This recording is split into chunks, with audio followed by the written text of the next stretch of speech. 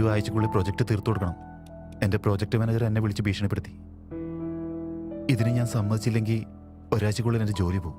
അതിനിടയിൽ police case, നമ്മൾ ഇതൊക്കെ എങ്ങനെ തീർക്കും? ഒന്നും മനസ്സിലാവുന്നില്ലടാ. ഒരു മിനിറ്റ് സർ. സാർ പറയൂ sir. Yes sir. Okay sir. Thank you sir. Thank you.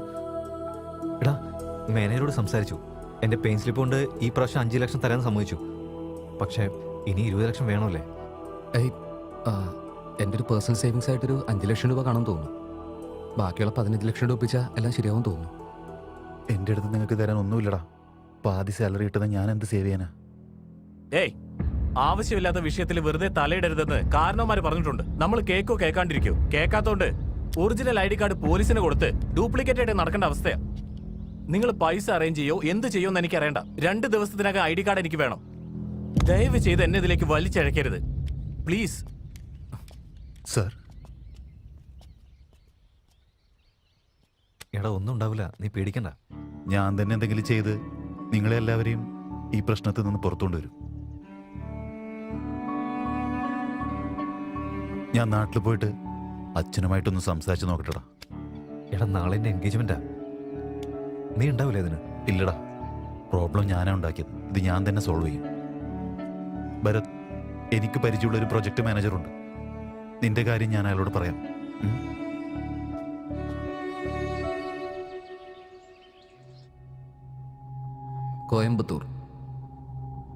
കോയമ്പത്തൂരിലെ data സെന്ററിലുള്ള എല്ലാ ഡേറ്റയും ഇപ്പോൾ ഡിലീറ്റ് ആയിട്ടുണ്ട്.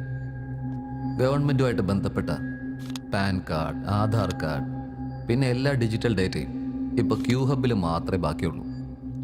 ഈ ഡേറ്റയും കൂടി നമ്മൾ ഡിസ്ട്രോയ് ചെയ്ത് കഴിഞ്ഞാൽ ഇന്ത്യയെ നമുക്ക് ഡിജിറ്റലായിട്ടും എക്കണോമിക്കലായിട്ടും ഡിസ്ട്രോയ് ചെയ്യാൻ പറ്റും.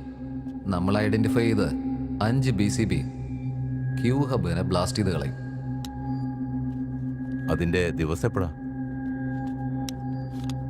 ചരിത്രത്തിൽ നമുക്കൊരിടം കിടക്കണമെങ്കിൽ വെറുതെ ഡേറ്റ ഡിസ്ട്രോയ് ചെയ്തിട്ട് മാത്രം കാര്യമില്ല. അതിലും വലുത് വേണം, മോസ്റ്റ് ഡിസ്ട്രക്ഷൻ. ബ്ലാസ്റ്റ് നടന്ന ക്യൂ ഹബിൽ ആരും ബാക്കിയുണ്ടാവില്ല.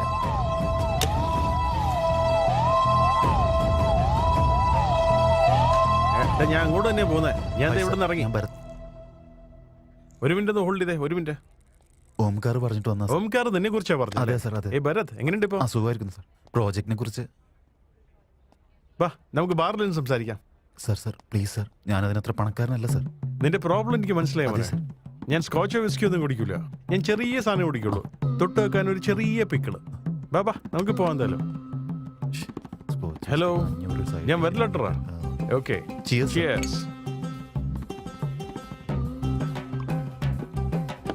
അതിനോട് തീർത്തു കഴിഞ്ഞു സാർ. നന്നായിട്ട് കുടിക്കുന്ന ആളാണെന്ന് തോന്നുന്നു.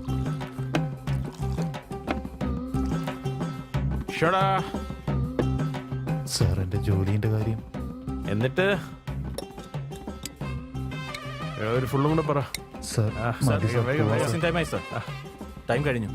പോയൊരു ഫുൾ എടുത്തിട്ടോ. Sir, closing time sir. അവർക്കും വീട് കുടുംബമൊക്കെ ഉള്ളതല്ലേ. എന്റെ ഫ്രണ്ടിന്റെ ബാറുണ്ട്, വാ നമുക്ക് അങ്ങോട്ട് പോവാം. ഇനിയും ബാറിലേക്ക്?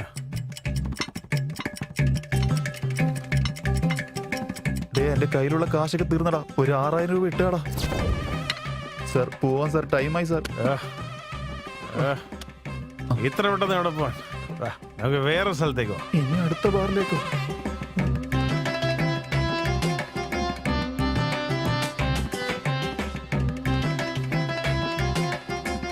സാർ, ഇനിയെങ്കിലും നമുക്ക് പോവാൻ സാർ. ഇത്രയും നേരമായില്ലേ?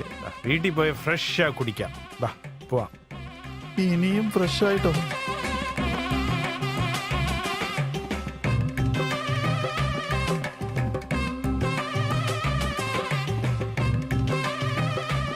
എവിടെ പോയി കിടക്കട്ടെ?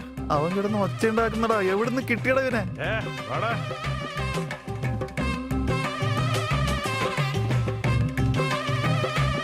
സാറിന്റെ പ്രകടനം സൂപ്പർ ആക്കി. ഞാൻ ഒന്ന് പോയിട്ട് വരട്ടെ സാർ. നീ എങ്ങോട്ടാ പോകുന്നേ? വാ, ഇന്ന് ഹോളിഡേ ആണ്, നമുക്ക് ഫ്രഷ് ആയിട്ട്.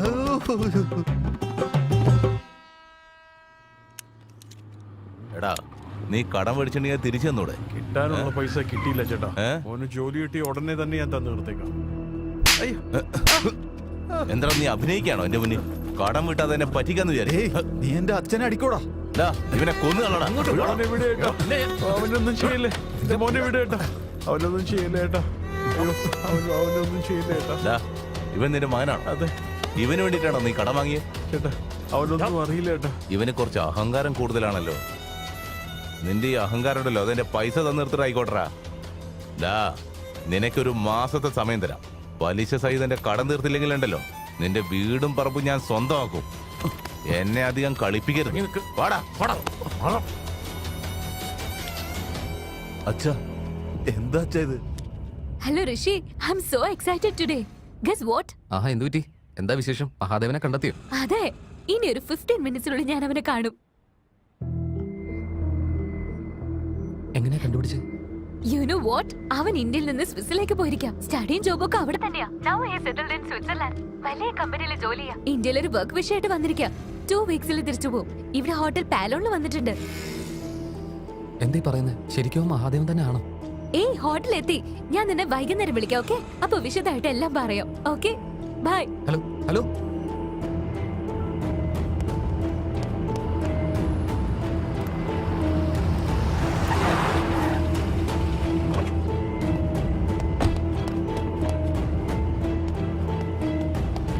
യെസ്, മഹാദേവന്റെ റൂം എവിടെയാ? ഞാൻ ക്യാബ് ഡ്രൈവർ. ഇപ്പൊ ക്യാബ് ബുക്ക് ചെയ്തിരുന്നു. 1 minute sir. Room number 403, okay, thanks. 4th floor.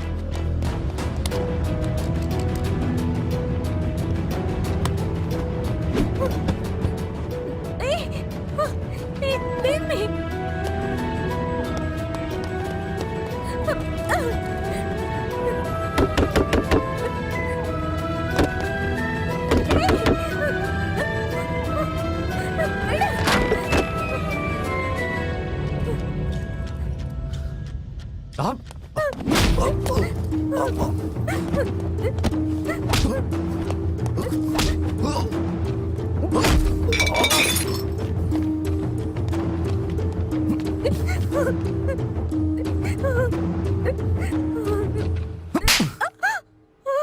നിനക്കൊന്ന് പ്രാന്താണോ? ആരെങ്കിലും എന്തെങ്കിലും പറഞ്ഞ ഉടനെ അവൻ്റെ അങ്ങ് പോവാണോ നീ? ഒന്നും അന്വേഷിക്കാതാണോ പോകുന്നത്?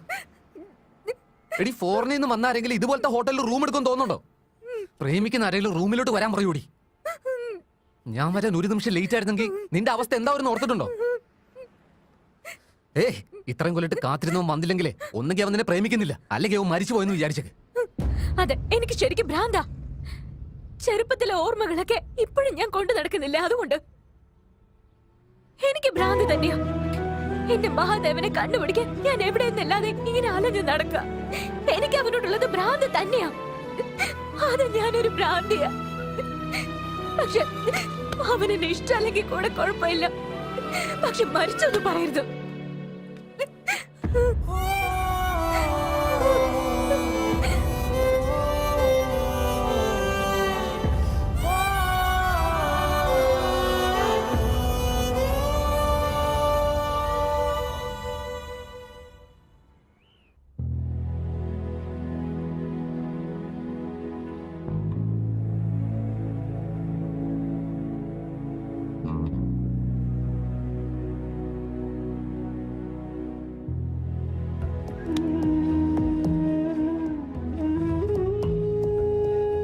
Try to understand, Vinny. This is not the right time. എന്തൊക്കെയാടാ നീ മനസ്സിലാക്കി വെച്ചിരിക്കുന്നത്? എനിക്കിതൊന്നും കറക്റ്റ് ആയിട്ട് തോന്നുന്നില്ല. What nonsense. I can't do this. This is not the right time, Vinny. We can No. explain him later. എനിക്ക് ഗോവിന്ദനെ പറ്റിക്കാൻ പറ്റില്ല. ശ്ശേ, അന്ന് ആവശ്യമില്ലാതെ കുടിച്ചു. കുടിക്കാതിരുന്നെങ്കിൽ ഇങ്ങനെ സംഭവിക്കില്ലായിരുന്നു. ശ്രീ മംഗളഗൗരി ദേവതാഭ്യോ നമഃ. നമസ്കരോമി നമസ്കാരം. ചേട്ടാ, കല്യാണ പെണ്ണെ പെട്ടെന്ന് കൊണ്ടുവരാൻ നോക്ക്. മുഹൂർത്ത സമയം ആയിക്കൊണ്ടിരിക്കുക. മോളെ വിളിച്ചോണ്ട് വാ. This is not easy. ഏയ്, ഇവിടെ എന്താ ചെയ്യാ? നിന്നെ താഴേക്ക് വിളിച്ചിട്ട് വരാൻ പറഞ്ഞിരിക്കാ. വാ. ചക്ഷസ്തേകവതി ധ്രുവതീം സാം ചതുഷ്പതി അഷ്ടാവതി നവപതി ബഹുവതി സഹസ്രാക്ഷരാ പരമേ വ്യോമൻ. ശ്രീ മംഗളഗൗരി ദേവതാഭ്യോ നമഃ. മനസാ വാചാ കർമ്മണാ ധ്യായാമി ധ്യാനം പരികൽപ്പയാമി ആവാഹയാമി സുവർണരത്നകസ്യ സിംഹാസനം സമർപ്പയാമി. ഭദ്രം കർണേ വിഷ്ണുയാമ ദേവാഃ ഭദ്രം പശ്യേമാക്ഷഭിരജത്രാഃ സ്ഥിരൈരംഗേ സുസ്തുവാഗും സ്വസ്തനോഭിർവശ്യേമ ദേവഹിതം യദായുഃ. സ്വസ്ത്ര ഇന്ദ്രോ വൃത്രശ്രവ സ്വസ്തിന പൂഷാ വിശ്വവേദാഃ സ്വസ്തി നസ്താർക്ഷ്യോരിഷ്ടദേവി സ്വസ്ത്രോ ബൃഹസ്പതിർദാഃ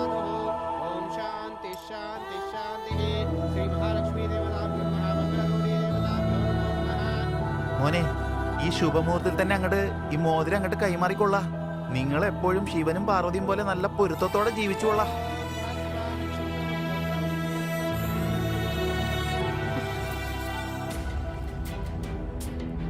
എന്തുപറ്റി? No. No. I'm not virgin. What? I'm not virgin. Hey bro bro bro ഒരു നിമിഷം, ഞാൻ പറയുന്നത് കേക്ക്. എന്താ ഞാൻ കേൾക്കട്ടെ? മാറോ.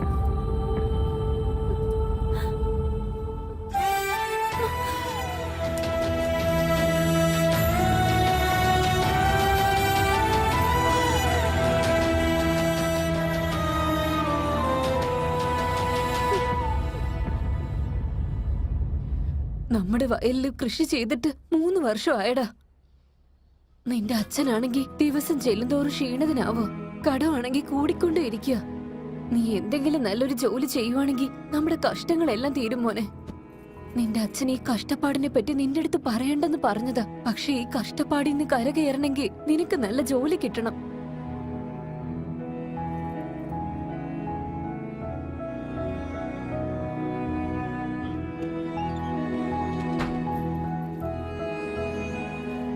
അച്ഛാ ഞാൻ പോയിട്ട് വരട്ടെ. ഡേ മോനെ, നീ ഇങ്ങോട്ട് വന്നത് പൈസയ്ക്ക് വല്ല ആവശ്യമുണ്ടോ? അതൊന്നും വേണ്ട അച്ഛാ, ഒരു കുഴപ്പമില്ല. ഞങ്ങളോട് എന്തിനാടാ കള്ളം പറയുന്നത്? ഒരാഴ്ച എന്ന് പറഞ്ഞ ഒരാഴ്ച ആയിരിക്കണം, അല്ലെങ്കിൽ നീയൊക്കെ അഴിയണം, മനസ്സിലാക്കിയോ? അത് നിനക്ക് എത്രയാ വേണ്ടതെന്ന് പറ. അതൊന്നും വേണ്ട അച്ഛാ, ഞാൻ പോയിട്ട് വരട്ടെ. അച്ഛാ ആരോഗ്യം പോയിട്ട് വരൂ ശ്രദ്ധിക്കണം. മോനെ. അമ്മേ ഞാൻ ഒരു മിനിറ്റ് ഒന്ന് നിക്ക് മോനെ. നിനക്ക് ഇഷ്ടമുള്ള ലഡു ഉണ്ടാക്കിയിട്ടുണ്ട്.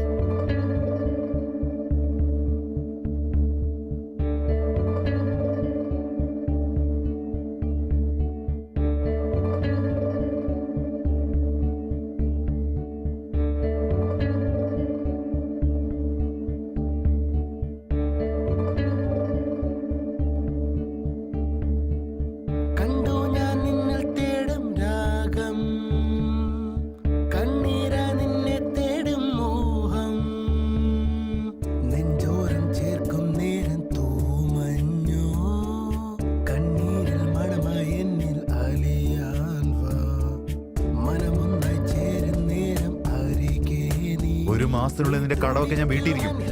പക്ഷെ എന്റെ വീട്ടിലോട്ട് വന്ന് മാത്രം ശല്യം ചെയ്യരുത് കേട്ടോ.